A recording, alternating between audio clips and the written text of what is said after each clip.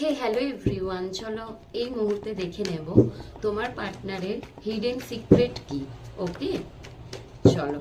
আচ্ছা, চ্যানেলটাকে like subscribe অবশ্যই করে দিও তোমার এনার্জিটা পাওয়ার জন্য। ওনার হিডেন সিক্রেট চলে এসছে, উনি কিন্তু লুকিয়ে লুকিয়ে তোমাকে স্পাই করে, তুমি টেরও পাও না। ওকে, মাঝের মধ্যে তোমাকে উনি স্টক করে। এখন স্টক করার অনেক জায়গা আছে, ইনস্টা, ফেসবুক, হোয়াটসঅ্যাপ, হয়তো স্টোরি তোমার ফলো করে, তাই না? অনলাইন তো অ্যাভেলেবেল অনেক কিছু আছে, সেখানে তোমাকে স্টক করে। মাঝের মধ্যে উনি তোমাকে একটু স্পাই করেন তোমার জন্য, তোমাকে নিয়ে দেখো ভাবনা চিন্তা করে, সেটা উনি ভীষণ ডিপলি।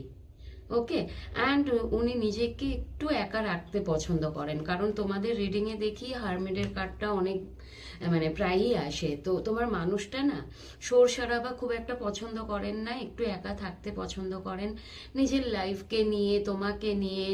আর আরও যা যা ওনার, তুমি ছাড়াও যা যা ওনার আদার সাইডগুলো আছে, সব কিছুকে একটু অবজার্ভ বেশি করেন উনি।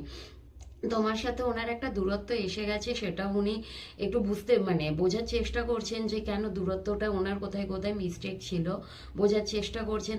দূরত্ব এসেছে বলেই, তোমাদের মধ্যে একটা ডিস্টেন্স এসেছে বলেই কিন্তু উনি তোমাকে স্পাই করছেন। তো হয়তো তুমি ওনাকে তোমার সম্বন্ধে এখন কোনো কিছুই বলছো না, তার জন্য স্পাই করছেন। আর স্পাই করে কি দেখছেন উনি, তুমি একদম আলাদাই হয়ে গেছো। মানে তুমি এটা তুমি তোমাদের কাদের সাথে ম্যাচ করছে আমি জানি না। এমপ্রেসের কার্ড এসছে, মানে ভীষণ ভালো একটা এনার্জিতে উনি তোমাকে দেখেন।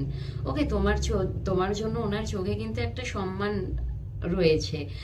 তোমার মধ্যে ভীষণ ভালো, মানে এখানে আমি বলবো একটা নারীর মধ্যে দেখবে হয় না 32 গুণসম্পন্ন মহিলা, তোমাকে কিন্তু সেই নজরে দেখে। সব দিক থেকে তুমি বেটার, সব দিক থেকে বলতে পারো।